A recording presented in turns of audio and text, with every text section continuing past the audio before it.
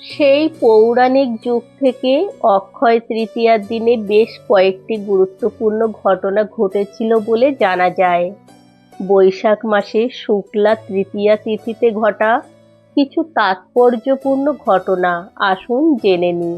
এই দিনেই ষষ্ঠ অবতার পরশুরাম জন্ম নেন পৃথিবীতে। এই দিনেই রাজা ভগীরথ গঙ্গা দেবীকে মর্তে নিয়ে এসেছিলেন।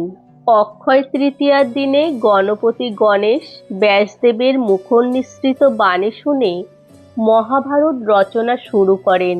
এদিনই দেবী অন্নপূর্ণার আবির্ভাব ঘটে। এই দিনই সত্যযুগ শেষ হয়ে ত্রেতা যুগের সূচনা হয়।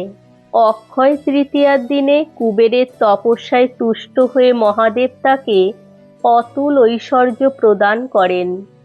এদিনই কুবেরের লক্ষ্মী লাভ হয়েছিল বলে এদিন বৈভব লক্ষ্মীর পূজা করা হয়। এই দিনই ভক্তরা সুদামা শ্রীকৃষ্ণের সাথে দ্বারকায় গিয়ে দেখা করেন এবং তার থেকে সামান্য চাল ভাজা নিয়ে শ্রীকৃষ্ণ তার সকল দুঃখ মোচন করেন। এদিনই দুঃশাসন দ্রৌপদীর বস্ত্রহরণ করতে যান এবং সখী কৃষ্ণাকে রক্ষা করেন শ্রীকৃষ্ণ। শরণাগতের পরিত্রাতা রূপে এদিন শ্রীকৃষ্ণ দ্রৌপদীকে রক্ষা করেন।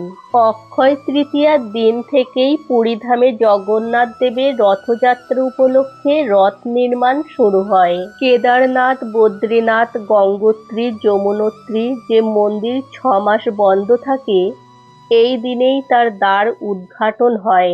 দ্বার খুললেই দেখা যায় সেই অক্ষয় দ্বীপ, যা 6 মাস আগে জ্বালিয়ে আসা হয়েছিল।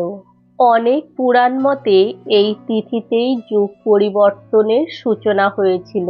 অক্ষয় তৃতীয়ার দিনই সত্যযুগ শেষ হয়ে প্রতিকল্পে ত্রেতা যুগ শুরু হয়।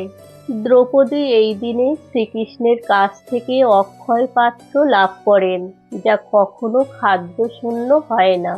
ভগবান শ্রীকৃষ্ণের চন্দন যাত্রা শুরু হয় এই তিথিতে।